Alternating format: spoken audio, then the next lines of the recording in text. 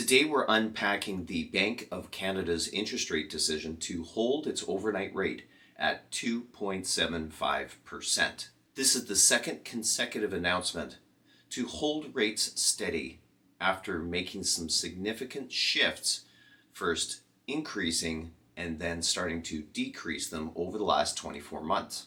As inflation remains stubborn and trade tensions rise, the Bank of Canada's move, or rather their lack of a move today, has real implications for your finances. So let's dive in. As mentioned, the Bank of Canada is holding its overnight rate at 2.75%.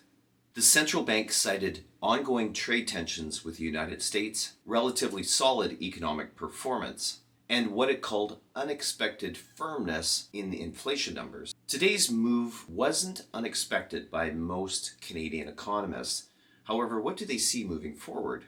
Most economists and pundits tended to agree that despite no moves today, and Bank of Canada didn't surprise them, there will be probably 2 more rate cuts this year. Bank of Canada Governor Tiff Macklem, however, acknowledged the difficulty and the increasing difficulty of actually reading the Canadian economy and where it's heading. Their decision reflects deep uncertainty about how much inflation remains embedded in the Canadian economy and how higher interest rates could potentially put households already under strain under continued financial pressure. Canada's GDP surprised with annualized growth in the first quarter of 2.2%, and this was well ahead of the 1.7% growth that was expected.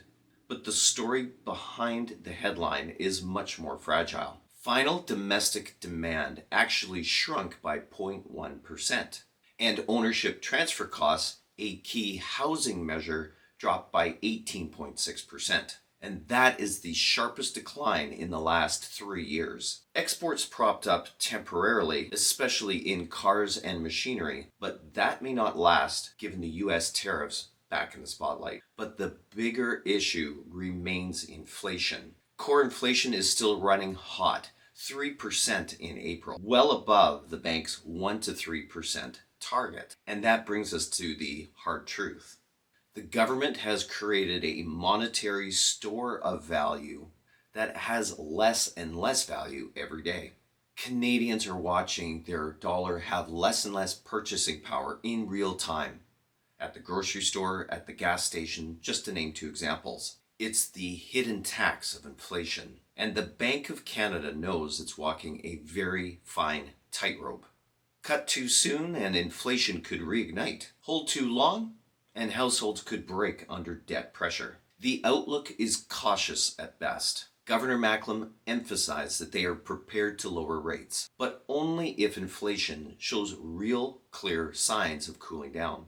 The return of US tariffs on steel and aluminum could put further question marks about Tiff Macklem's future decisions. In other words, we're not out of the woods. Homeowners that are facing mortgage renewals are simply doing math and trying to calculate math that didn't exist 3 or 4 years ago.